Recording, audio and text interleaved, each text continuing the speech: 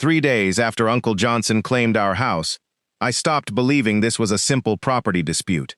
Someone was lying, and the more I searched for answers, the more I realized that person might be a member of my own family. My mother barely left her room. She spent most of her days staring at old photographs of my father. My sister cried herself to sleep every night. The house felt different now. Every corner carried fear. Every conversation ended in silence whenever I walked into a room. Then something happened that changed everything. While sorting through my father's study, I found an old notebook hidden inside a drawer. Most of it contained ordinary notes, medical appointments, business reminders, phone numbers. But one sentence caught my attention. If anything happens to me, the lawyer has the will. I read the sentence 3 times. The lawyer has the will. A will. My father had a will? My heart started racing. If a will existed, why had nobody mentioned it? Why was Uncle Johnson acting as if these property documents were the final word? The next morning, I drove straight to my father's lawyer, an elderly man named Mr. Benson. The moment I mentioned the will, his expression changed. He looked nervous, very nervous. There was a will, he admitted quietly. My stomach tightened. Was? Mr. Benson nodded. There was. I leaned forward. What do you mean was? The lawyer removed his glasses. Your father left a signed will 6 months before he died. For a moment, I couldn't breathe. Then I asked the question that had been burning inside me. Where is it? The lawyer looked away. I don't know. The room fell silent. What do you mean you don't know? It disappeared. I stared at him. A legal document doesn't simply disappear, especially not a will. Not the document that determines who inherits everything. The lawyer swallowed hard.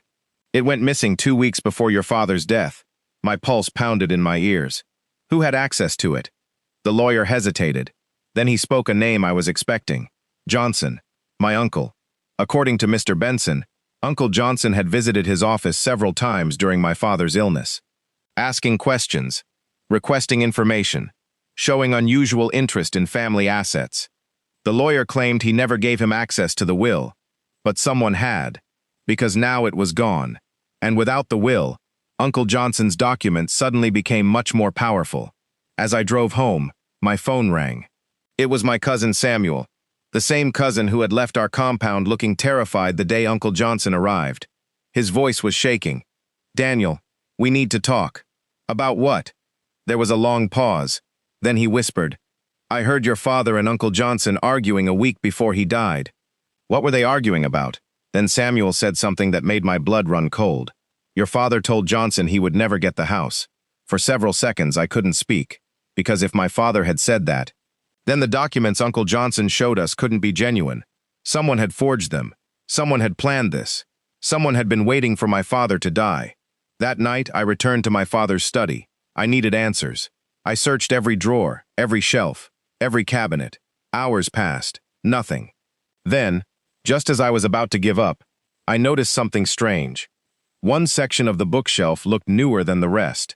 I pushed against it. Inside was a single envelope covered in dust. My hands trembled as I picked it up. Written across the front in my father's handwriting were 8 words. Open only if Johnson tries to take the house. My heart pounded so hard I thought it would burst. This was it. The proof. The answers. The truth my father had hidden. I tore the envelope open, then froze. It was empty. Completely empty. Someone had already gotten there first. And tucked inside the envelope was a note. Just 4 chilling words. You're already too late. I couldn't sleep. The empty envelope sat on my desk, like a ghost from the past. Someone had found my father's secret compartment before me. Someone knew exactly where to look. And worst of all, someone wanted me to know I was being watched. You're already too late. Those 4 words replayed in my mind all night. The next morning, my phone rang. Unknown number. Again. For a moment, I considered ignoring it. Then I answered. Hello? The voice on the other end was familiar.